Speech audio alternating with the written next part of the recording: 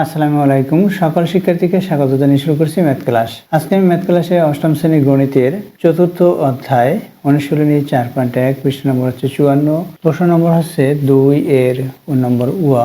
দেখো, এই সরল করো এই প্রদত্ত রাশিটির সরলমান নির্ণয় করব। তাহলে লিখি দেওয়া আছে বা প্রদত্ত রাশি নম্বর উয়া, প্রদত্ত রাশিটি তুলি 5x এখানে স্কয়ার মাইনাস 3x মাইনাস 2 এখানে ব্র্যাকেট দেই।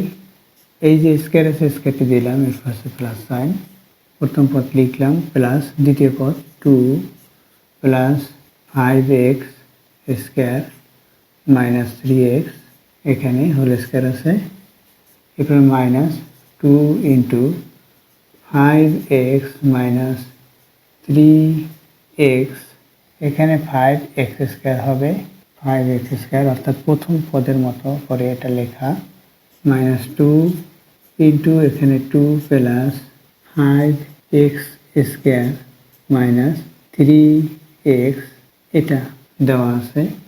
অর্থাৎ প্রদত্ত রাশিটি অপরিবর্তিত অবস্থায় লিখলাম। এখন একটু লক্ষ্য করলে বুঝতে পারা যায় যে এখানে রাশিটির প্রথম অংশ এবং এখানে রাশিটির প্রথম পদ এবং রাশিটির তৃতীয় পদের প্রথম অংশ একই। দেখো দুইটি একই, এখানে 5x স্কয়ার এখানেও 5x স্কয়ার, মাইনাস 3x এখানে মাইনাস 3x এখানে মাইনাস 2 এখানে মাইনাস 2 একই। দেখো আবার রাশিটির দ্বিতীয় পদ এবং রাশিটির তৃতীয় পদের দ্বিতীয় অংশ একই। দেখো মিলিয়ে নাও, এখানে 2 plus 5x square 2 plus 5x square minus 3x। এখন এই প্রদত্ত রাশিটির প্রথম অংশ অর্থাৎ এই ব্র্যাকেটের মধ্যে প্রথম অংশ ইকুয়াল এ মনে করি। এখানে দেখো স্কয়ার আছে, স্কয়ার দিলাম, এই যে স্কয়ার, এখানে প্লাস সাইন। দ্বিতীয় অংশ দেখো ভিন্ন, এটা একটু ভিন্ন রকম, অর্থাৎ একই রকম নয়, সুতরাং এটাকে বি মনে করি।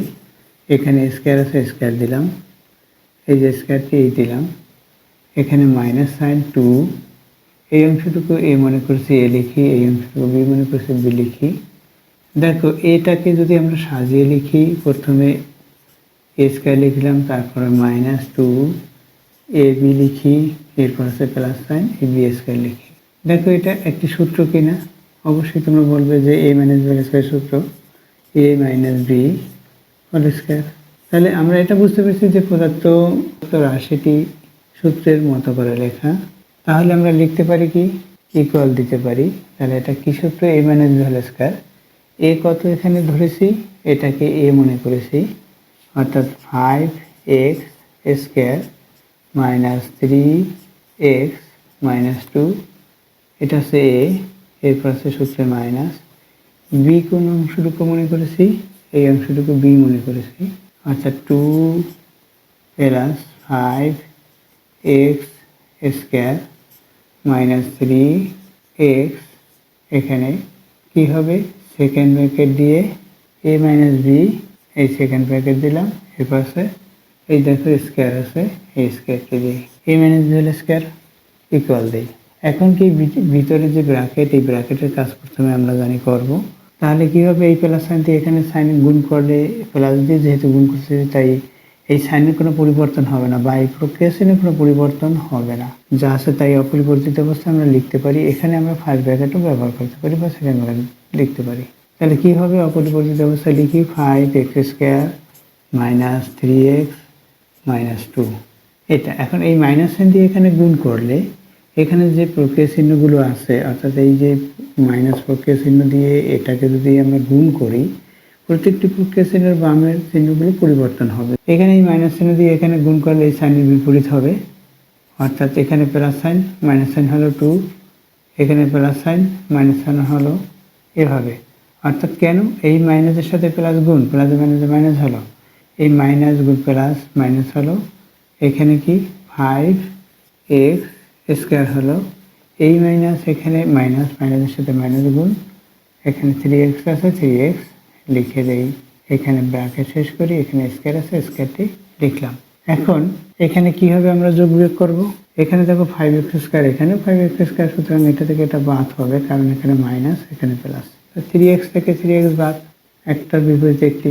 এখানে -2, এখানে আছে এটা -2, অর্থাৎ -2 এর সাথে 2 মোট করে -4 হলো। এখানে স্কয়ার আছে, স্কয়ার লিখি। এই মাইনাসকে স্কয়ার, অর্থাৎ মাইনাসটাকে স্কয়ার করা, তাহলে কি হবে? মাইনাস ইন্টু মাইনাস হবে, মাইনাস ইন্টু মাইনাস অর্থাৎ প্লাস হলো। তাহলে কি প্লাস হয়ে গেল ওই সাইনটি। আর 4k স্কয়ার, যেমন মাইনাস কে স্কয়ার করলে মাইনাস ইন্টু মাইনাস হয়, তাহলে 4k স্কয়ার করলে 4 ইন্টু 4 হবে, অর্থাৎ 16 হবে। তাহলে লিখি 16, এখানে প্লাস হলো। এটাই হচ্ছে অ্যান্সার। আশা করছি বুঝতে পেরেছো অঙ্কটির সমাধান কিভাবে করতে হয়। দেখো, এর বিকল্প নিয়ম আছে। এর বিকল্প নিয়ম শিখতে বা জানতে চাইলে অবশ্যই কমেন্ট সেকশনে কমেন্টস করবে, আমি এর বিকল্প নিয়ম করে দেখাবো। এতক্ষণ ম্যাথ ক্লাসের সাথে থাকার জন্য সকলকে ধন্যবাদ জানিয়ে আজকের মতো বিদায় নিচ্ছি।